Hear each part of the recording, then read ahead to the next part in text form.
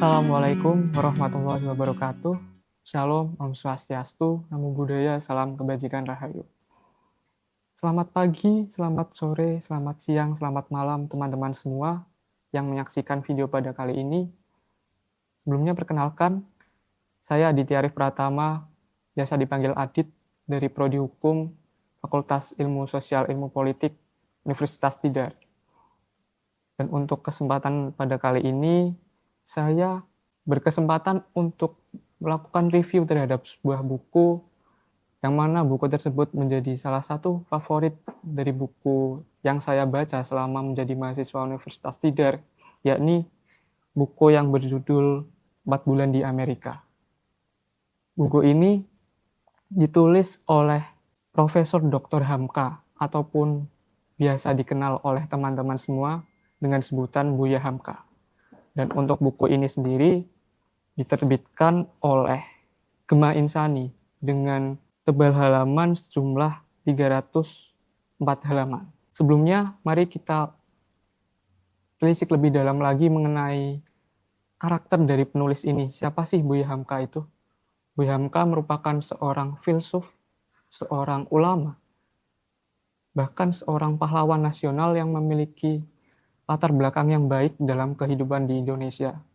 Beliau sudah menciptakan berpuluh-puluh atau bahkan beratus-ratus karya sastra yang mana itu menjadi bacaan favorit ataupun bahkan menjadi pedoman bagi teman-teman dalam menjalankan kehidupannya. Contoh buku yang terkenal ciptaan dari Buya Hamka ini sendiri adalah Tenggelamnya Kapal Van der Wijk, dan sempat dijadikan film juga. Pun ketika sebuah tafsir yang sudah diciptakan oleh Buya Hamka merupakan tafsir Al-Azhar yang menjadi satu-satunya tafsir yang diciptakan oleh orang Indonesia, bahkan oleh orang Asia Tenggara. Lalu masuk ke dalam cerita yang ada dalam buku 4 Bulan di Amerika ini. Buku ini menceritakan perjalanan dari seorang penulis tersebut yang bernama Buya Hamka, yang mana di dalam perjalanan tersebut merupakan perjalanan ke sebuah negeri Paman Sam ataupun negeri Amerika Serikat ketika beliau sudah menjadi seorang penasehat di Kementerian Agama.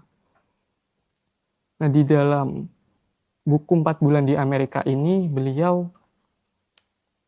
sebetulnya ingin mempelajari banyak hal, tapi ketika melihat waktunya terdapat 4 bulan saja, beliau membatasi hal-hal yang ingin beliau pelajari, yakni ada 3 hal. Yang pertama, bagaimanakah besarnya kemungkinan manusia kepada hidup beragama di abad ke-20 ini, dan apakah peranan yang akan diambil agama Islam dalam hal tersebut. Lalu yang kedua, di manakah peran dari Indonesia terhadap sebuah negara maju seperti Amerika Serikat ini, apakah Indonesia masih dipandang sebagai sebuah negara ataupun tidak. Lalu yang ketiga, hal ini berkenaan dengan esensi hidup dari Buya Hamka itu sendiri. Dia melihat sebenarnya aku ini siapa sih? Di mana sebenarnya tempatku berdiri dan apakah tugasku dalam hidup. Lalu di Amerika inilah beliau melihat hal-hal yang menakjubkan, hal-hal yang belum beliau lihat yang ada di Indonesia, seperti adanya bangunan-bangunan pencakar langit pada zaman itu, yang dicontohkan pada gedung Empire State yang memiliki tinggi 3 kali lipat daripada piramida yang ada di Mesir. Ya, hal ini merupakan hal yang menakjubkan pada zamannya. Lalu ada juga universitas, yakni The University of Chicago, yang mana dalam universitas tersebut melahirkan orang-orang hebat, orang-orang yang terkenal dengan keilmuannya, dan Buya Hamka ini sendiri berkesempatan untuk mengunjungi universitas tersebut dan sempat menerima materi terkait filosofi dari seorang pengajar di dalam universitas tersebut. Lalu ada juga pabrik Ford namanya, yang mana pabrik tersebut merupakan sebuah pabrik mobil yang menciptakan 2 atau 3 mobil dalam per hari, ataupun di dalam buku ini bahkan disebut per menitnya. Hal ini menunjukkan bahwa Amerika pada zaman tersebut sudah memiliki kemajuan ataupun sudah berkali-kali lipat memiliki keunggulan daripada negara Indonesia itu sendiri, dan inilah yang akan beliau kejar di dalam cerita yang terdapat dalam buku ini. Lalu hal yang menarik yang bisa saya tangkap adalah ketika 3 pertanyaan tersebut sudah terjawab pada akhirnya. Yang pertama, terkait dengan esensi, apakah agama masih berlaku di dalam kehidupan negara maju, negara yang sudah memiliki fokus terhadap kemajuan teknologi seperti Amerika Serikat ini. Bahkan apakah Islam masih memiliki pengaruh? Hal ini terjawab pada subbab bagian agama, yang mana dalam buku ini bilang kalau Amerika Serikat merupakan negara yang menganut agama Kristen Protestan dengan melakukan pembatasan dari adanya urusan-urusan gereja dengan urusan-urusan negara. Ya, ini merupakan sistem yang mereka anut dalam segi agama itu sendiri. Namun ada satu hal yang menurut saya menarik, yakni terkait dengan, maaf hal ini sensitif, merupakan perbedaan antara perlakuan terhadap warga negara kulit putih dengan warga negara kulit hitam. Yang mana di sini ada hal yang menurut saya ekstrim, yakni pada tahun 1823 terdapat seseorang yang bernama Joseph Smith, yang mana beliau mendakwakan diri sebagai seorang nabi, dan beliau bilang kalau warga negara asli dari Amerika Serikat merupakan warga negara berkulit putih itu sendiri, dan warga negara berkulit hitam dianggap sebagai representasi dari warga yang berdosa, ataupun dianggap sebagai budak pada zamannya. Dan ini memicu polemik, memicu pertengkaran dari segi perbedaan kualitas ataupun perbedaan perlakuan terhadap manusia berdasarkan ras kulit mereka. Lalu di sini juga ada fenomena yang menarik, yakni fenomena Father Divine, yakni merupakan bentuk perlawanan dari seseorang yang berkulit hitam, yang mana mungkin beliau sudah lama, sudah muak ditindas, yang pada akhirnya beliau mentasbihkan dirinya, mendakwakan dirinya sebagai seorang Tuhan.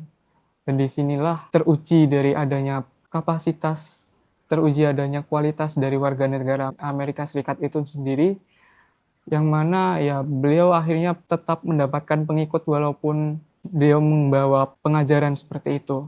Lalu dari Amerika Serikat ini sendiri terkesan memiliki titik balik, yang mana pada Perang Dunia Kedua barulah mereka sadar bahwa perbedaan ras, perbedaan warna kulit tidak bisa dianggap sebagai suatu perbedaan. Mereka baru menyadari bahwa kesetaraan itu penting, dan mereka baru menyadari bahwa kekompakan itu penting demi memenangkan Perang Dunia Kedua tersebut. Dan disinilah adanya mulai perbaikan dari adanya perlakuan terhadap ras kulit putih dan ras kulit hitam. Tetapi di sini pada status quo atau pada kenyataannya masih terdapat kesenjangan antara warga negara Amerika Serikat berkulit putih maupun berkulit hitam hingga pada zaman ini juga.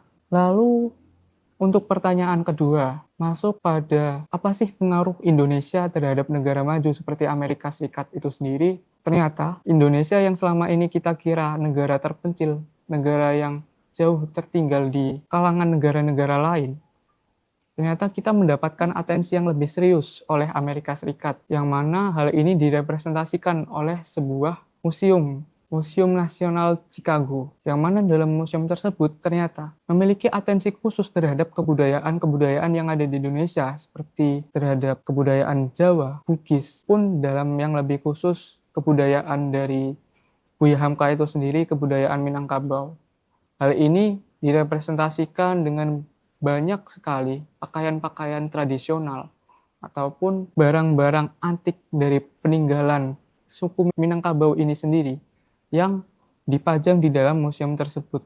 Bahkan Buya Hamka menekankan bahwa museum tersebut, Museum Nasional Chicago, memiliki hal yang lebih kompleks ataupun hal yang lebih komplit dari segi pengenalan budaya dibandingkan museum yang ada di Bukit Tinggi. Lalu untuk pertanyaan ketiga dari Buya Hamka, apa esensi kita dalam kehidupan?